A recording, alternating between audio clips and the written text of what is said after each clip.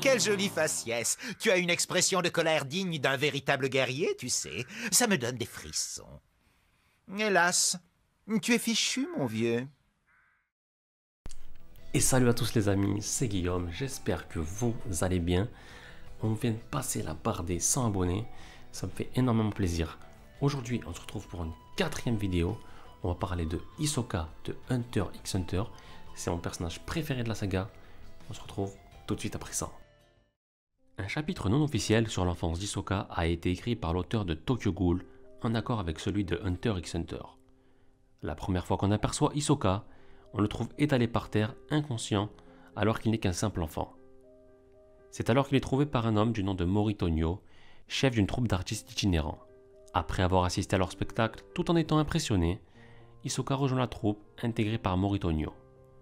Grâce à son intelligence très développée et son sens de l'analyse, il apprend à une vitesse phénoménale. C'est alors qu'un jour de répétition pour un spectacle, un des jongleurs se blessa et Hisoka se porta volontaire pour le remplacer. Mais le jongleur avait mis plus de 11 années pour mettre ce numéro sur pied. C'est alors qu'Hisoka, à la surprise de tout le monde, réalisa le tour à la perfection juste en l'ayant regardé s'entraîner une semaine. Ce qui mit le jongleur dans une colère noire. Ayant compris qu'Hisoka avait des capacités bien supérieures à la norme, Moritonyo décide de le prendre sous son aile et de prendre une chose qui lui sera très utile plus tard, le nen. Étant bien plus précoce que la norme, il maîtrise le ren en à peine une semaine. Alors qu'un tueur en série court les rues, Moritonyo met en garde Hisoka et la troupe et leur dit de ne pas sortir tard la nuit. Un soir, Hisoka et son ami se baladeront dans une ruelle sombre et sans grande surprise seront attaqués par John Doe, le célèbre tueur en série. Celui qu'on appelle l'homme aux 100 visages, car il a toujours un visage différent à chacun de ses meurtres. Alors que John Doe est très fort, Hisoka parvient à le blesser à l'œil et le faire fuir. Après une représentation très importante et réussie pour la troupe, pendant que tout le monde fait la fête, Hisoka et Moritonyo discutent ensemble sur le toit à l'écart de tout le monde. Et Hisoka découvre que Moritonyo est en vérité John Doe. Alors que les deux commencent à se battre, Hisoka réussit grâce à son sens de l'observation et son intelligence à comprendre comment le battre. Et sans grande surprise, il le tua avant de disparaître jusqu'à ce qu'on le voie dans Hunter x Hunter. La toute première fois qu'on l'aperçoit dans l'anime ou le manga, c'est lors de l'examen des Hunters portant le numéro 44. Ayant échoué à l'examen l'année d'avant, il est expliqué qu'il l'avait raté car il tua un des examinateurs.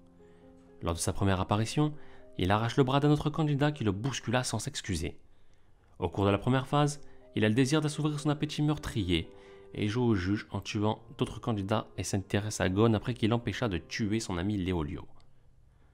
Dans la troisième phase, Hisoka est visé par Togari qui souhaite venger son ami mais finit par être tué avec facilité et Hisoka est le premier à passer à travers la tour aux astuces.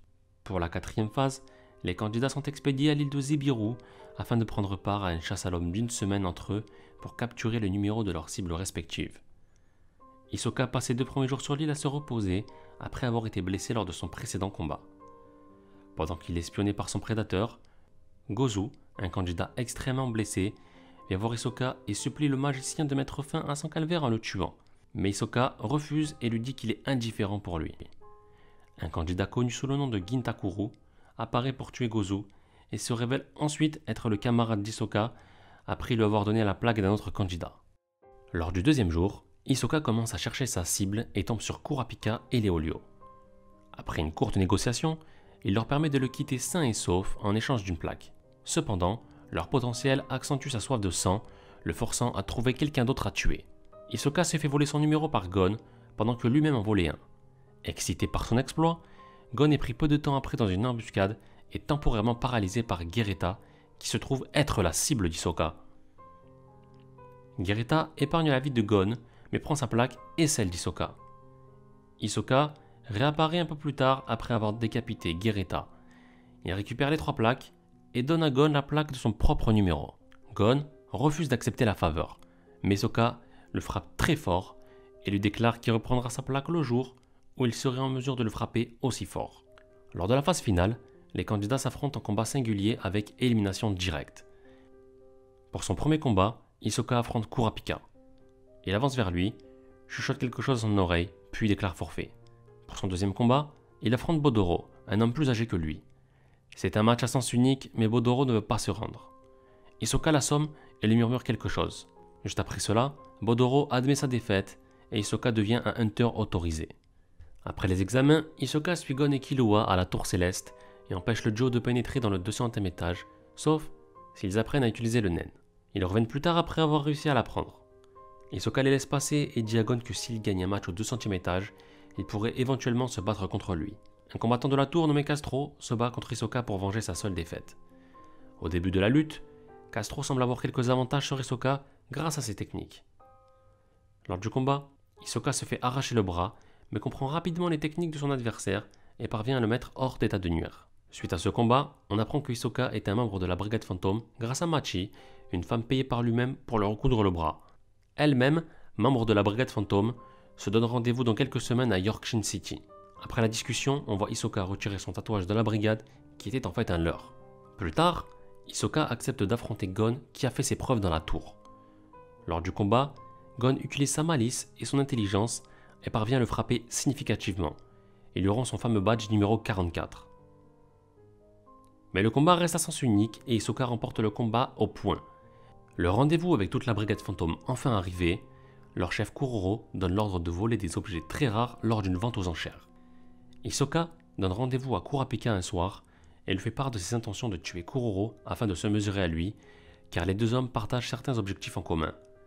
Quelques jours plus tard, et après plusieurs rebondissements, Hisoka parvient à être isolé avec Kuroro et est sur le point de réaliser un de ses plus grands fantasmes. Tuer le chef de la brigade fantôme.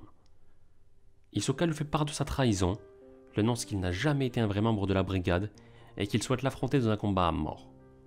Mais à la grande surprise d'Hisoka, Kuroro lui annonce qu'il lui est désormais impossible d'utiliser son naine. Déçu, Hisoka s'en va en disant qu'il n'est pas attiré par les jouets cassés. On retrouve Hisoka un peu plus tard dans Grid Island, à la recherche d'un exorciste pour Kuroro afin qu'il puisse réutiliser son naine.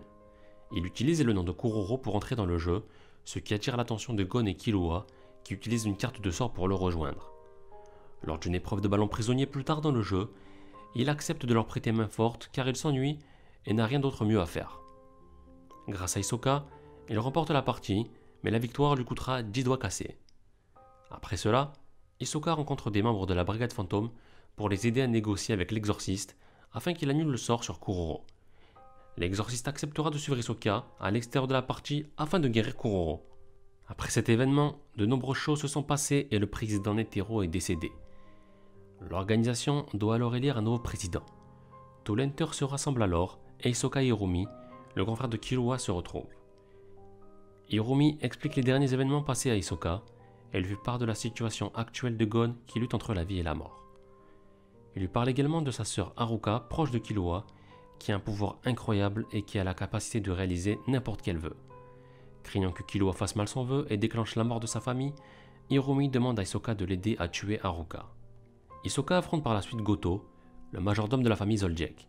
Dans un premier temps, sa capacité à envoyer des cartes très rapidement semble être neutralisée par la capacité de Goto à tirer des pièces avec une puissance supérieure à celle d'un pistolet.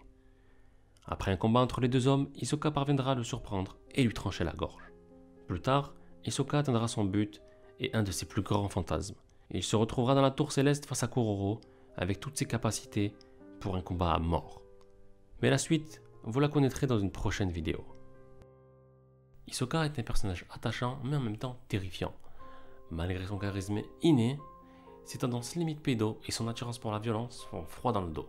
On pourrait comparer ce personnage à un sociopathe et un tueur en série qui agit et qui mène sa vie afin d'assouvir ses pulsions et nourrir ses noirs désirs.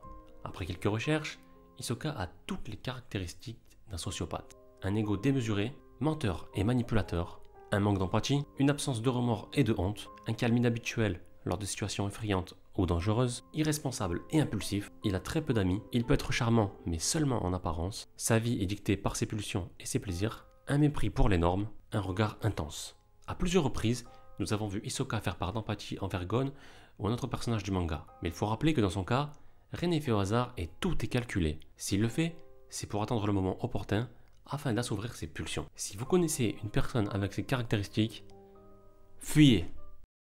Et voilà les amis, c'est la fin de cette vidéo. J'espère que le format vous a plu. Pour moi c'était un plaisir d'enregistrer cette petite vidéo. Hunter x Hunter est un de mes mangas préférés. Si les amis vous voulez continuer à donner de la force, continuez, abonnez-vous, mettez-moi un petit commentaire, dites-moi de qui vous voulez que je fasse un petit numéro. Je le ferai avec grand plaisir. C'était Guillaume, on se retrouve très bientôt. Bisous.